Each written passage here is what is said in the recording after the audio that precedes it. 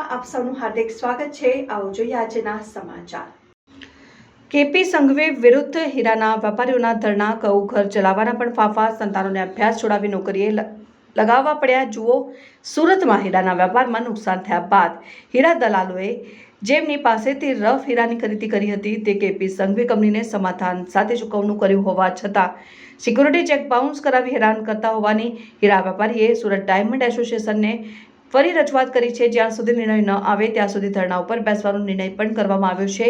હીરાના વેપારીના મતે આ ચૂકવણું થઈ ગયું હોવા છતાં ડાયમંડ કંપની દ્વારા કેસ કરવામાં આવતા જેલમાં જવાનો વારો આવ્યો છે। આ મામલે ડાયમંડ એસોસિએશન દ્વારા આખા કેસનો ઉકેલ લાવવા પ્રયાસ કરી રહ્યા છે। મળતી માહિતી પ્રમાણે 27 જેટલા વેપારીએ ધંધામાં નુકસાની કર્યા બાદ ડાયમંડ કંપનીને એડવાન્સ ચેક આપ્યા હતા અને ડાયમંડ એસોસિએશને મધ્યસ્થી કરીને ચૂકવણું કરી આપવામાં આવ્યું હતું। જોકે આ ચૂકવણું થઈ ગયું હોવા છતાં ડાયમંડ કંપની દ્વારા કેસ કરવામાં આવતા વેપારીઓને જેલમાં જવાનો વારો આવ્યો છે। પરિવારના મોભી જેલમાં હોવાને કારણે પરિવારની હાલત કફોડી બની છે।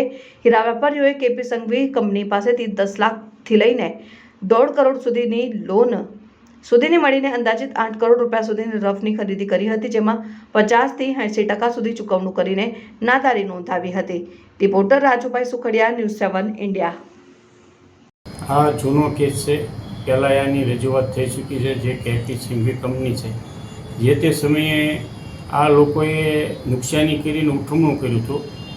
એ લોકોનું કહેવાનું એવું છે કે અમારી પાસે જે કાંઈ હતું એ મિલકત માલ એનું ભાગે પડતું જે કાંઈ ચૂકવણું ટકાવારી આવતું એ લઈ લીધેલું છે અને ઉપરથી અમારી ઉપર કેસ કરેલા છે, તો એ કેસ પાછા ખેંચાવા જોઈએ એને લઈને રજૂઆત કરવા આવેલા છે અને એનો મીડિયેટર દ્વારા બેસ્ટ રસ્તો કાઢવામાં આવશે એવું હું એમને આશ્વાસન આપું છું।